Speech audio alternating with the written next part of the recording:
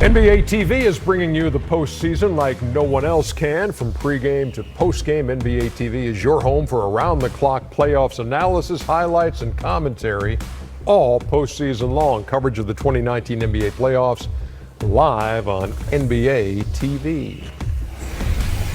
Pistons. He's in danger zone. Man, that's the best player in the league, arguably, right now. It's a hard playoff. Like 121-86. The Bucks winners over the Pistons, and 7 Bucks in double figures. It's the first time that's happened in a playoff game since 1987, when the Bucks beat Chuck's Sixers in decisive Game 5 of the first round. I remember that. Remember that. Played at the Mecca. There you go. 121-86 the final. So what do you say after a loss like that? Here's Wayne Casey. We got another level we have to get to with our intensity, physicality, because they're coming through there with violence. So we got to make sure we get our level of competitiveness up. How were you able to guard Giannis for that stretch that you did in the first half?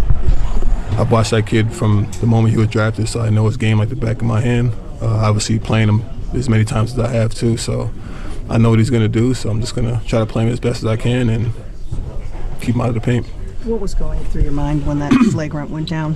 Next question. Was it frustration? Next question, please. As far as the Blake Griffin situation is concerned, Rod Beard tweeting out this quote from Griffin: "I have to do what our organization, our training staff, our doctors think is best, and that's the bottom line." He's out with a sore left knee. Says the frustration level's at 10, and if it was just my decision, I would have played. Thoughts? He kind of contradicts what he says, but anyway. What do you mean by that, Shaq? I ain't never known no team that if a star player want to play, he gonna play. Thank you. Especially in the playoffs. That's my point. If I had I've been a star, and I'm not gonna. If it's my decision, I'm playing.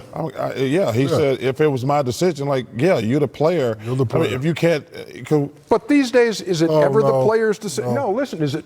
You hear training staffs all the time, and a coach says, "Look, I'm at the mercy of the training staff." The training staff says, "No, he can't go." He shouldn't have said. If it was up to me, I would have played. Ernie. If it was up to him, he said he would. Yeah, so that's. Yeah, I think a better. But it's not up to him. I think a better way, Ernie. It's not up to him. Yeah, but I think a better way, Ernie, would have been to say. It's up to the training staff. It's not up to the training staff. You're the player.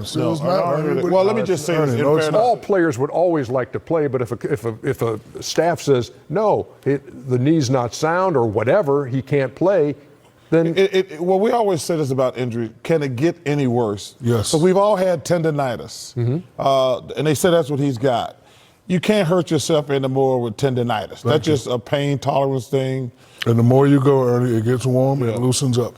It's a fact. I would say a better reaction to this loss, especially the way they lost and how they lost. A better reaction for Blake would have been, when are you going to play? Not, I could have played and I wanted to play, they didn't let me. I will be back in Game 2, Game 3, just so everyone knows. I think that's really the question everyone wants to know, is when you're going to play, not that someone held you back. I understand. That's the only thing I would say. Ernie, I understand what you're saying, but to go off of what Chuck is saying, it's the player's decision. Doctors could recommend that you not play, but if you want to play as a player, you're going to play. And let me say this in fairness to Blake. He'll be able to rest up after next week. They got 3 more games. Then he can watch the show when LeBron is on. Icy hot. He gonna get icy. Hey, he gonna be able to rest at by the end of the week. He'll be doing it 1, 2, 3. You were right about LeBron. So. Done a fantastic job, and my man Budenholzer's done a. Well, he has talent. Oh, and I apologize. Don't forget Kenny in New Jersey. Kenny Atkinson. Well, Kenny Atkinson, Doc Rivers, and Nate McMillan. We didn't expect this out of their team. No question. 84-74 in the second half. It was 46-29 Boston, as Indiana shot 9 for 38 from the floor. That's 24%, and 1 for 14 from the promised land. And you add all those numbers up and you get 84-74, and they will play Game 2 Wednesday in Boston. So the Celtics take Game 1 by 10, 84-74. Feel like we've talked this game out as the night has gone on, but bottom line on this, and really just think it was just in the first half, not paying attention for effort. For no, Boston, not paying just attention, not just effort. I mean, like the effort level that Indiana came out like it was a playoff game. And so in the regular season, you don't pick your man up full court all the time. 82 games. You don't deny the wings all the time. But in the playoffs, you're like, we don't play for 2-3 days. Everything steps up. You deny your entry passes. You pick up full court. You deny posts. You front. You fight harder in the post because you know you have days of rest. You're not playing tomorrow. So now, once Boston said, "Oh, first half wake up call. We're in the playoffs," Second half, and then they played with that also, same energy. Their talent level, Kyrie Irving and the rest, took over. And also, I think it took them a little time to adjust, not having Marcus Smart, because he does a lot for them. But Phil Jackson always used to say, "Beware of the switch, because when you turn it on, it might not work." And, they first half. I remember that. Lackadaisical, boom, boom, boom, and then second half they flicked the switch, got a little bit more. That's why I think it won't show this series, right? Because they've been turning the switch on and off. I mean, Ernie's asked us probably 4 times this year, is Boston got it together when they go on these little minute winning streaks? But when you play against the better teams, like today, Indiana came out with great energy and emotion, and then the better team won. Now, when they play Milwaukee in the second round, they won't be able to turn it on and off because Milwaukee plays hard all the time.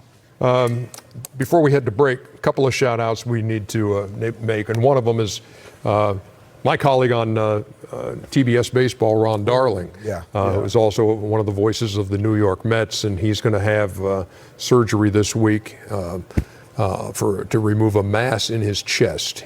He made the announcement on Saturday on their telecast, and he hopes, he said, if there are no complications, as doctors think, he'll be back talking baseball next month. But we send our best. Wish you the best, Ron. Great dude. To Ron Darling. Wish you nothing but the best. RJ, you're a good man, and we're all thinking about you. Good luck, Ron. And then sadly we pass on the fact that John McLeod, legendary coach in the NBA, coached the Suns, coached the Mavs, coached the Knicks. He has passed away at the age of 81. What a gracious man. When I first started here, one of the first stories I did, just went and talked to 4 or 5 different coaches and just did a piece on their philosophy and that kind of thing, and he was one of them, and just was such a gentleman. He made his name in Phoenix, so I can't say we were great friends, but never heard a bad word about Coach. 707 career wins. Just a nice John man. McLeod. God rest in peace. And the Suns Ring of Honor in 2012. John McLeod was 81.